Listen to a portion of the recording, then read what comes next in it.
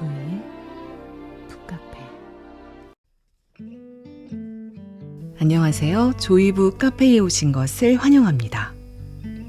오늘은 일본 최고 자율신경 의사의 말하기 수업, 나는 당신이 스트레스 없이 말하면 좋겠습니다 라는 책을 가지고 왔습니다. 고바야시 히로유키가 지으셨고요. 조민정님이 옮기셨고 다커스 출판사에서 발행하였습니다. 그 사람과 말하면 왜 기분이 좋아질까? 의학적 원리에 근거한 안정적인 말투, 기분 좋은 대화의 비밀을 지금부터 시작합니다. 말을 내뱉는 순간 끝이므로 매 순간 올바르게 하는 것이 무척 어렵다. 마음이 불안하면 자기도 모르게 가시돋친 말투가 되기도 하고, 너무 피곤하면 말이 요점에서 벗어나기도 하는 등 그때그때의 기분과 상황에 따라 말투가 달라지기 때문이다. 사실 말투가 매번 한결같지 않은 근본 원인은 의학적인 관점으로 설명할 수 있다. 말투를 좌우하는 정체는 바로 자율신경이다. 우리는 자율신경의 균형이 흐트러졌을 때 분위기 파악을 못해서 실수를 저지르거나 상대방에게 상처를 주는 등 이른바 잘못된 말투를 쓰게 된다.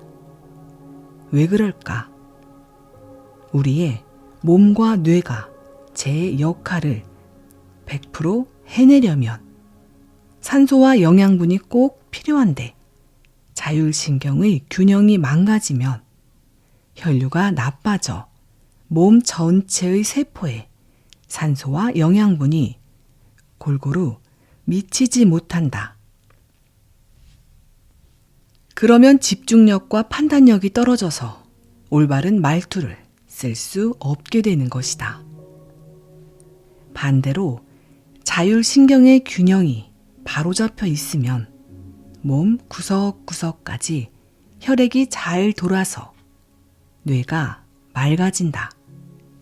그 결과 설득력 있는 말투, 남을 배려하는 말투, 상대방을 존중하는 말투 등 상황에 맞게 적절한 말투를 쓸 수 있다. 요컨대 말하기는 기술이 아니라 의학이라고 생각해야 한다. 순간순간 올바른 말투를 쓰려면 자율신경을 의식하는 것이 필수 불가결하다. 늘 말투에 신경을 쓰는데도 자기도 모르게 실수하고 많은 사람은 자율신경의 균형이 무너졌을 가능성이 높기 때문이다. 이는 반대로 말하면 자율신경의 균형을 바로잡으면 어떤 상황에서도 안정적으로 올바른 말투를 쓸 수 있다는 말이다.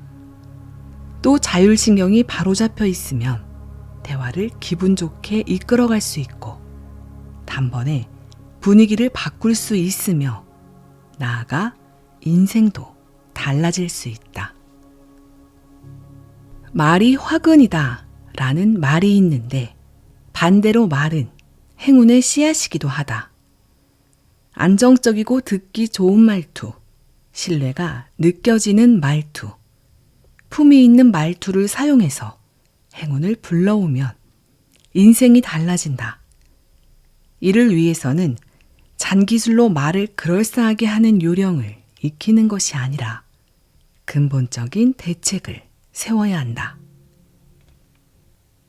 자율신경의 균형을 바로잡아 상황이나 상대에 따라 자신도 모르게 내뱉게 되는 부정적인 말투를 완전히 고치는 것이다. 그런 상태가 되어야 스트레스 없이 말할 수 있게 된다. 이 책은 바로 그 성공법을 다루고 있다. 이 방법은 간단하고 돈이 들지 않으며 스스로 시도할 수 있는 등 이점이 많다. 또 스트레스 없이 편안하게 말하게 되면 인생도 긍정적인 방향으로 선순환하게 된다. 이 책을 통해 부디 당신의 말투가 바뀌어 인생이 달라지기를 바란다. 자율신경이 흐트러지면 그때그때 다른 말투가 나온다. 혹시 이런 경험을 한 적 없는가?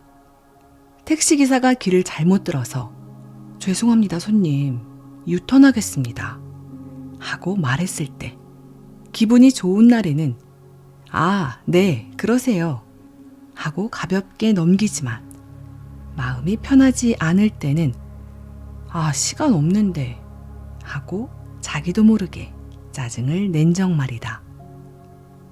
설령 기분이 좋더라도 약속 시간에 늦을 것 같아 조바심이 난다거나 몸의 컨디션이 나쁠 때는 부정적인 말투가 나오곤 한다. 왜 이렇게 기분과 상황에 따라 말투가 달라질까? 사실 기분, 시간적 여유, 컨디션 등은 전부 자율신경을 망가뜨리는 원인이다. 다시 말해 이런저런 원인으로 자율신경이 흐트러지면 말투가 그때그때 달라진다. 나 역시 자율신경을 연구하기 전까지는 몹시 성미가 급한 사람이었다. 그래서 택시기사가 길을 헤매면 짜증을 낼 때가 많았다. 하지만 지금은 달라졌다. 내가 상대를 깎아내리는 말투를 쓰면 상대의 자율신경이 흐트러져서 결과적으로 내게 더 큰 불이익이 생긴다는 것을 잘 알기 때문이다. 만약 내가 정신을 어디에 팔고 다니십니까? 택시기사가 길도 몰라요? 하고 상대방을 비난했다고 해보자. 그러면 택시기사의 자율신경이 급격히 흐트러져 혈압이 올라가고 판단력이 흐려진다. 상대는 몹시 동요한 상태로 운전하기 때문에 길을 더 헤맬 수도 있고 최악의 경우에는 사고를 낼지도 모른다. 물론 이는 내가 원하는 바가 아니다. 이럴 때는 목적을 놓치지 않는 것이 중요하다. 우리가 택시를 타는 목적은 자신이 가고 싶은 곳까지 쉽고 빠르게 가는 데 있다. 그러니 이미 길을 헤맨 이상 아무리 상대를 비난해봐야 소용없다.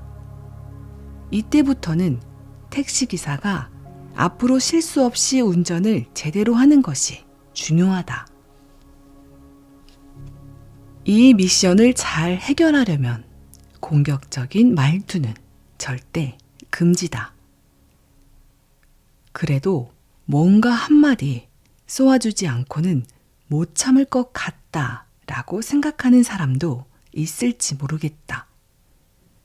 하지만 공격적인 말투를 쓰면 상대방뿐 아니라 자신의 자율신경까지 흐트러진다.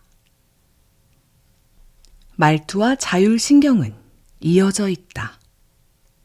앞에서 자율신경이 흐트러지면 말투가 그때그때 달라진다고 말했다. 그럼 자율신경이란 무엇일까? 단어 자체는 귀에 익었을 테지만 자율신경이 구체적으로 무슨 작용을 하는지는 잘 알려져 있지 않다. 의사 중에도 자율신경이 얼마나 중요한 역할을 하는지 제대로 이해하고 있는 사람은 많지 않다. 쉽게 예를 들면 자율신경은 다음과 같은 작용을 한다. 자는 동안 호흡을 조절한다. 더우면 땀을 배출하여 체온을 내린다. 추우면 닭살이 돋아 체온이 빼앗기는 것을 막는다. 눈이 부시면 눈을 감는다. 뜨거운 것을 만진 순간 손을 뗀다. 자율신경은 우리가 평소 생활하면서 별로 의식하지 않는 숨은 공로자 같은 역할을 아주 많이 맡고 있다. 하지만 무엇보다 중요한 역할은 우리 몸 구석구석까지 뻗은 모든 혈관을 조절하는 것이다. 우리의 몸은 약 37조 개의 세포로 형성되어 있는데 이 세포 하나하나에 영양분과 산소가 골고루 공급되어야 건강을 유지할 수 있다. 그 기능을 맡은 것이 혈류이며 혈류를 컨트롤하는 것이 바로 자율신경이다. 혈관을 전부 연결하면 총 길이가 10만 킬로미터로 지구를 2바퀴 반 돌 수 있는 길이가 된다고 한다. 자율신경은 이렇게 엄청나게 긴 혈관을 빠짐없이 흐르면서 몸속의 혈관 작용을 조절한다. 혈류는 세포 찌꺼기를 몸 밖으로 내보내고 면역세포를 운반하는 작용도 하므로 혈류가 원활하지 않으면 세포의 기능이 떨어지고 면역력도 저하된다. 반대로 혈류가 원활해서 세포 구석구석까지 질 좋은 혈액이 흐르면 모든 내장기관에 산소와 영양분이 충분히 전해지기 때문에 몸이 아주 건강해진다. 그리고 이것이 바로 자율신경에 의해 말투가 좌우되는 중요한 원리이다. 혈류가 좋아지면 뇌를 비롯한 몸속 모든 세포에 산소와 영양분이 고루 미쳐서 말투가 안정되고 대화를 기분 좋게 이끌어갈 수 있게 된다. 지금까지의 내용을 요약하면 다음과 같다. 자율신경이 바로잡힌다. 혈류가 원활해진다. 말투가 안정되고 대화를 기분 좋게 이끌어갈 수 있다. 자율신경과 몸과 마음의 관계는 의학적으로 입증되었다. 지금까지 자율신경과 몸과 마음의 관계를 밝히려는 연구가 많이 진행되었지만 구체적인 의학적 증거를 찾을 수는 없었다. 그런데 최근 내가 이끄는 자율신경 연구팀이 자율신경을 측정하고 분석하는 기계를 개발하면서 다양한 사실이 밝혀졌다.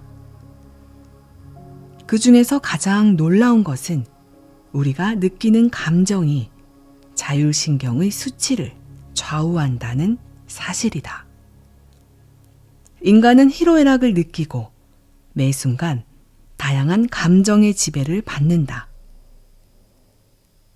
그리고 마음속을 마구 휘젓는 감정에 따라 자율신경의 균형이 바로잡히기도 하고 무너지기도 한다.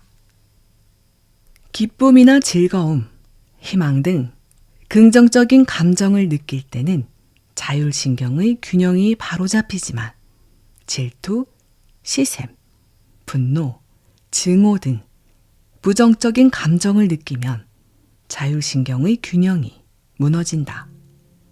즉, 부정적인 감정을 실어 말하거나 부정적인 단어를 내뱉는 순간 자율신경의 균형이 흐트러져 혈류가 나빠지고 내장 기능이 약해지며 호르몬의 균형마저 무너지고 만다. 이런 상태가 오래 지속되면 쉽게 피로를 느껴 사소한 일에도 컨디션이 나빠지고 심각한 질병에 걸릴 수도 있다. 또 피부와 머리카락이 푸석푸석해지면서 나이에 비해 노화가 빨리 진행된다. 우리 연구팀이 자율신경의 작용을 기계로 측정하고 그 결과를 구체적인 수치로 나타낼 수 있게 되면서 자율신경과 몸과 마음의 관계가 의학적으로 입증되었다. 천천히 말하면 말이 감정에 휘둘리지 않는다. 우리는 말할 때 질투와 자존심, 분노, 기쁨, 슬픔 등 다양한 감정에 쉽게 휘둘린다. 예를 들어 화가 나서 소리치는 상황을 상상해보자. 시간이 흐를수록 분노라는 감정이 더욱 커져서 더 무섭게 고함을 지르거나 물건에다 대고 화풀이하는 등 감정 조절을 할 수 없게 된다. 말도 점점 더 거칠어질 것이다. 그런데 천천히 말하면 말이 감정에 휘둘리지 않는다. 말을 내뱉기 전에 감정을 배제하는 여유가 생기기 때문에 기쁨, 분노 등의 특정한 옷을 입지 않게 된다. 어떤 색으로도 물들지 않은 평상심을 유지한 말투를 쓸 수 있게 되는 것이다. 천천히 말하면 밀당의 고수가 된다. 남자의 마음을 훔치는 매력적인 여성은 다들 말을 느리게 하는 특징이 있다. 드라마에 나오는 판무 파탈도 말이 느린 경우가 많다. 천천히 말하는 여성이 인기 있는 이유 중 하나는 우아한 인상을 주기 때문이다. 신나서 제잘제잘 말하는 여성은 활기차 보여서 좋지만 가볍다는 느낌이 든다. 하지만 천천히 말하는 여성은 신뢰감을 주면서도 은근한 관능미와 요조숙녀 같은 우아함을 발산한다. 남성도 마찬가지다.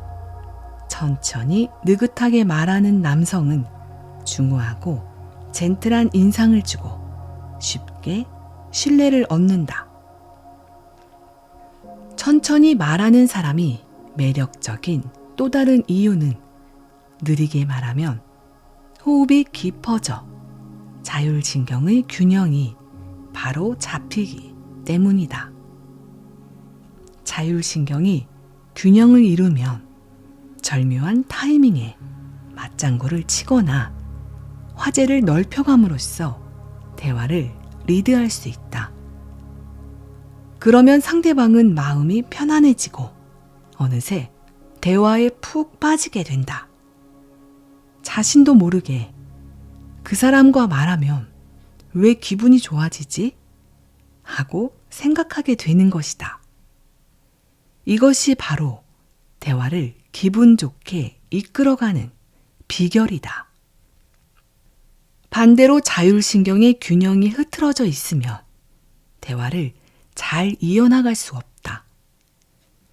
교감신경이 너무 높으면 자기 중심적으로 대화를 이끌어가게 되어 상대방이 질리기 쉽고 부교감신경이 너무 낮으면 맞장구 칠 타이밍을 놓쳐 대화에 달력이 붙지 않는다.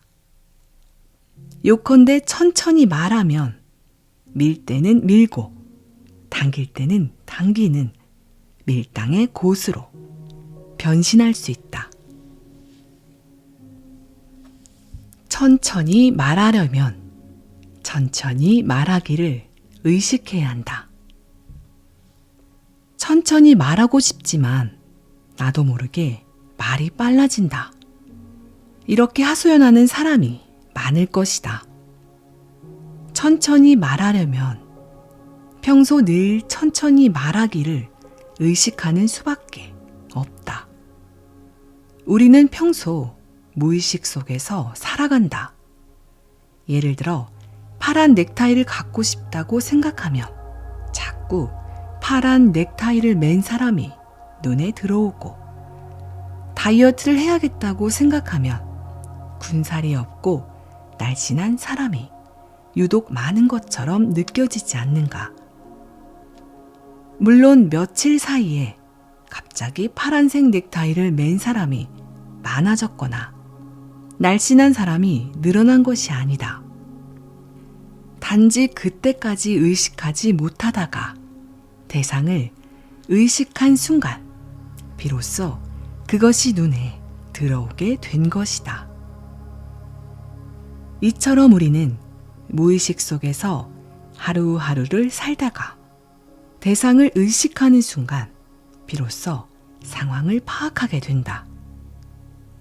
이를 바꿔서 말하면 목표를 분명하게 의식한다면 원하는 결과를 얻을 수 있다는 뜻이다.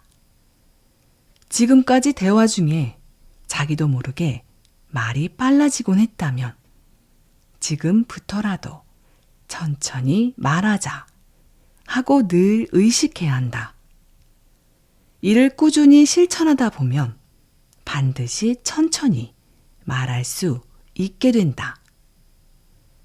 천천히 말하겠다고 의식하는 것이야말로 천천히 말하기로 이어지는 지름길이다. 낭독은 여기까지 하겠습니다. 천천히 말하기 여러분 잘 되시나요?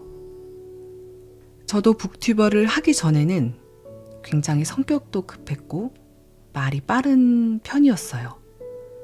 하지만 책을 낭독하면서 호흡을 하게 됐고 호흡이 깊어지면서 자연스럽게 천천히 낭독하는 습관이 몸에 밴 것 같아요. 천천히 말해야겠다고 생각하는 것도 중요하지만 말하기 전에 호흡을 가다듬고 말하기를 연습한다면 더 좋은 결과가 있을 겁니다. 여러분의 자율신경이 안정되어 몸과 마음이 건강해지길 기원합니다. 오늘도 끝까지 함께 해주셔서 감사합니다. 여러분의 좋아요와 구독은 저에게 큰 힘이 됩니다.